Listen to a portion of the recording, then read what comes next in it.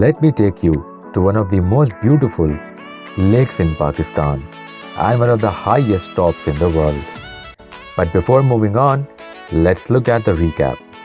सफ़र शुरू हुआ late night Islamabad से, जहाँ पे हम मानसहरा, एबटाबाद, बालाकोट से होते हुए पहुँच गए किबई। किबई में एक ज़बरदस्त सा नाश्ता करने के बाद हम नारान को क्रॉस करते हुए आगे पहुँचे इस पॉइंट पे जहाँ पे ट्रिप के कुछ मेंबर्स ने की रिवर राफ्टिंग। और राफ्टिंग के फ़ौरन बाद अपने सफ़र को जारी रखते हुए हम बढ़े बटाकुंडी की जानिब। बटाकुंडी और नारान में तकरीबन आधे से पौन घंटे का डिफरेंस है, और मैं आपको यही सजेस्ट करूँगा कि अगर आप वादी कागान में रुकना चाहते हैं तो कम से कम एक दिन बटाकुंडी में ज़रूर गुजारें।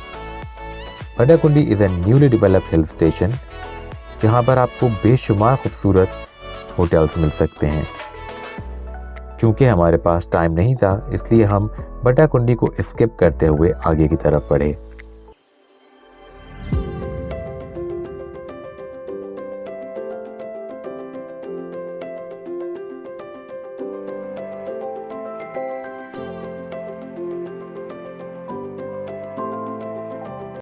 वादी कागान की एक ज़बरदस्त बात यह है कि हर थोड़ी देर में आपको कोई ऐसा स्पॉट मिलता है जहां पर आपके लिए रुकना मैंडेटरी हो जाता है, और ऐसा ही कुछ हुआ इस जगह भी।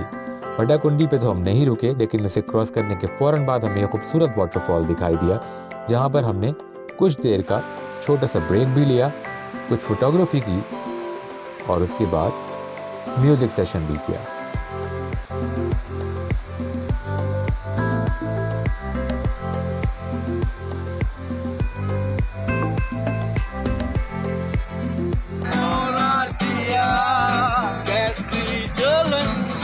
कैसी सजा मेरे बिन लागे ना मोरा जिया, तो मिल आओ मुझको रुलाओ, अभी जाओ अभी जाओ अभी जाओ।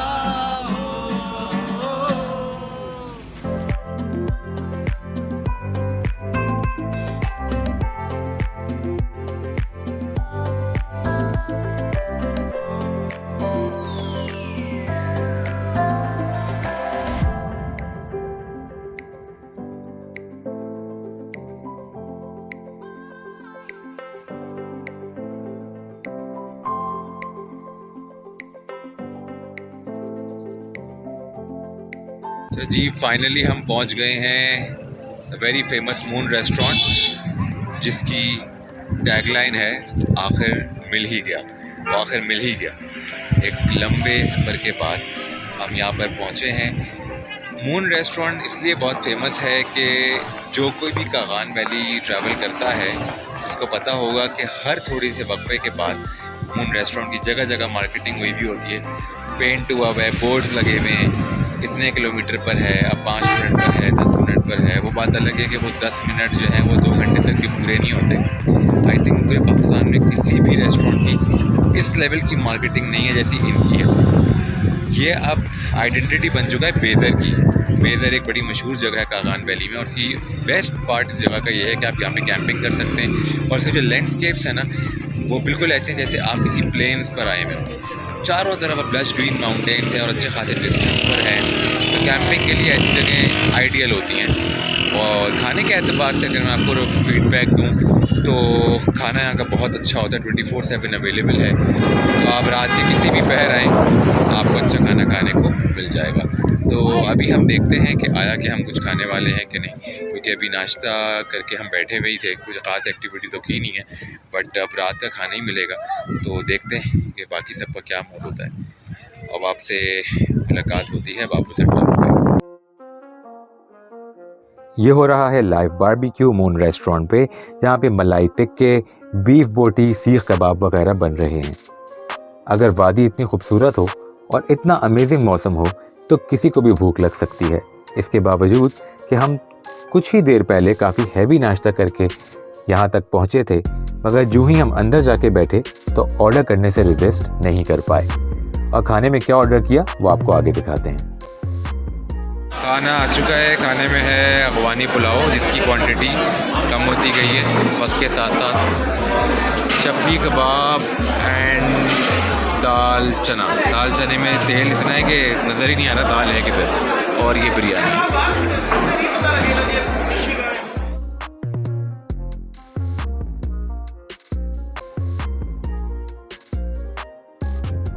ये है कुदरती रेफ्रिजरेटर। आपको ऐसे कई कुदरती रेफ्रिजरेटर जगह जगह नज़र आएंगे वादिया कागान में और वादिया सवात में भी। इंटरेस्टिंग बात यह है कि कितनी खूबसूरती के साथ यहाँ के लोकल्स इन जूसेस और बॉटल्स को अरेंज करते हैं, वो देखने वाली चीज़ होती है। और थोड़े से ही आगे बढ़ने के बाद हम पहुँच गए लुलुसर लेक पे।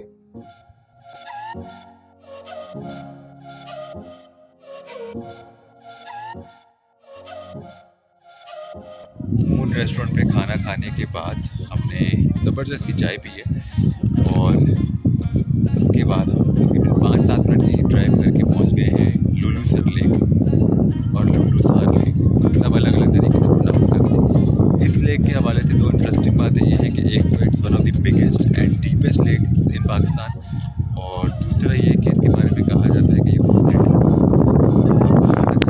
लेकिन यहाँ पर आपको बहुत ही रेयर कोई मिलेगा कैंपिंग करते हुए। शायद एक वजह ये भी हो सकती है कुछ ऐसे वाक़यात हुए हैं लोगों के साथ पास में, जिसकी वजह से वो यहाँ पर कैंपिंग करने को अवॉइड करते हैं। मगर इस लेक के बारे में एक बात ज़रूर बताना चाहूँगा कि it's one of the most underrated lake है। ये बहुत ही खूबसूरत है। इसमें आपको सी ग्रीन, पीकॉक ब्लू और टर्कोइज कलर के कई शेड्स नज़र आते हैं और बहुत ही ज़बरदस्त जगह पर है। बिल्कुल रोड के साथ साथ चलती है। बस थोड़ी सी देर यहाँ रुकेंगे और उसके बाद हम आगे बढ़ेंगे बाबूसर टॉप की तरफ, क्योंकि ऑलरेडी हम काफ़ी लेट हो चुके हैं और आइडियली इस वक्त तक हमें बाबूसर क्रॉस कर लेना चाहिए था। बट बहरहाल आज की जो आइटिनरी है उसमें और कुछ करने को है नहीं सिवाय स्टॉप ओवर्स के। तो यहाँ थोड़ी देर रुके, आगे की तरफ बढ़ेंगे। फिर से सूरज निकल आए इसलिए आपको इतनी क्लियर विजिबल नहीं हो रही होगी कि सूरज बिल्कुल मेरे पीछे है।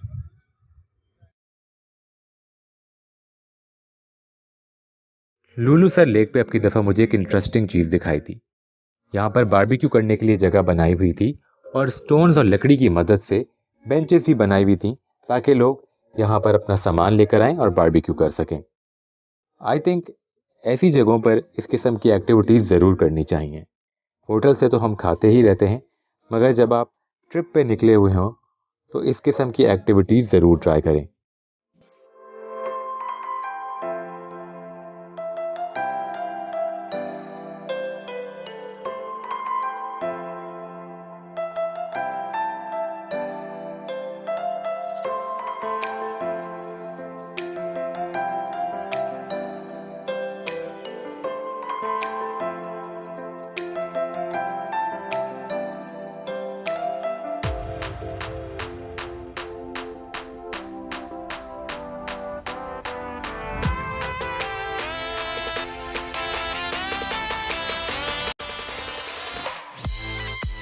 और कई घंटों के इंतज़ार के बाद फाइनली हम पहुंच गए बाबूसर टॉप पे।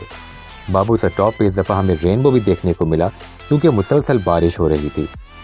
Late me share some interesting facts with you regarding Babusar top. लफ्ज़ बाबूसर टॉप इसका नाम इसलिए पड़ा क्योंकि कहा जाता है कि यहाँ से मुग़ल बादशाह बाबर गुजरा करता था।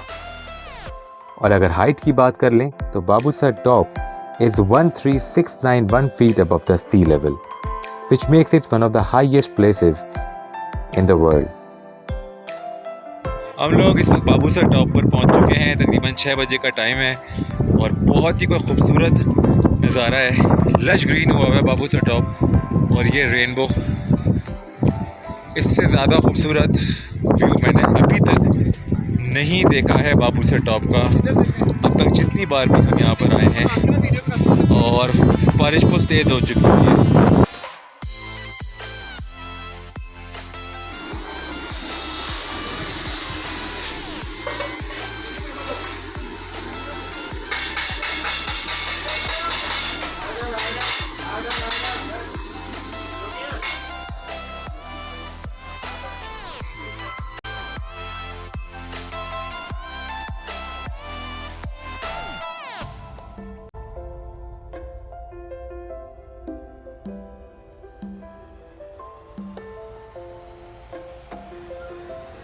बाबू सर टॉप पे कुछ अरसे पहले ये बड़ी इंटरेस्टिंग शॉप्स भी बनाई गई हैं। ना सिर्फ ये बल्कि यहाँ पर एक होटल भी तामीर किया गया है जहाँ पर आप स्टे भी कर सकते हैं। शॉप्स की बात करें तो यहाँ पर एक कॉफ़ी शॉप है, एक स्नैक्स बार है और एक है फ्रेश जूसेस की शॉप। तो वो लोग जो थोड़ा हाइजीन कंडीशंस को लेके कंसर्न होते हैं वो यहाँ पर आकर बिला झिझक अपनी मर्ज़ी की चीज़ खरीद सकते हैं। बहुत ही लंबी थकावट के बाद पता नहीं कब से चले जा रहे थे हम यहाँ पर आए हैं जगलोट में। बेसिकली ये होटल का नाम है नागा पर्वत व्यू पॉइंट होटल। यहाँ से नागा पर्वत का व्यू मिलता है। इससे पहले हम यहाँ पे एक छोटा सा स्टॉप ओवर लिया करते थे खाली। और इस दफ़ा इस ट्रिप को ज्वाइन करने की एक रीज़न ये भी थी कि मैंने सोचा कि चिलास में हर दफ़ा रुकते हैं, क्यों ना आपकी दफ़ा एक्सपेरिमेंट करें और किसी नई जगह पे रुकें। हुंजा में तो मोर और लेस होटल सेम ही है जो कि ग्रुप टूर्स में दिए जाते हैं। जब हम आए थे तो यहाँ पर एक लाइट भी नहीं जल रही थी, पूरा ब्लैक आउट था।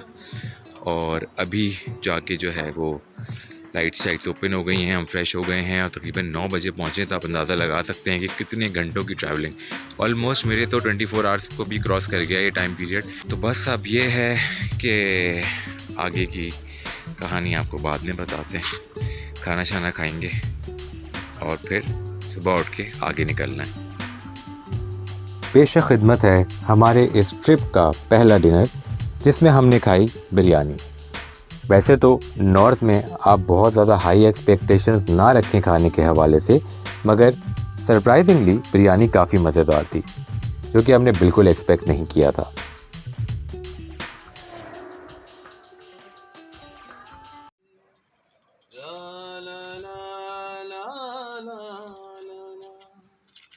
आँखों से तू दूर है, धड़कनों के पास है, तेरी हर यादें सनम कहते हैं के। उम्मीद है कि आपको ये व्लॉग पसंद आया हो। मेरे इस सफ़र में मेरे हम सफ़र बने रहने के लिए don't forget to subscribe my channel. Keep up with Arshad. Take care and अल्लाह हाफ़िज़।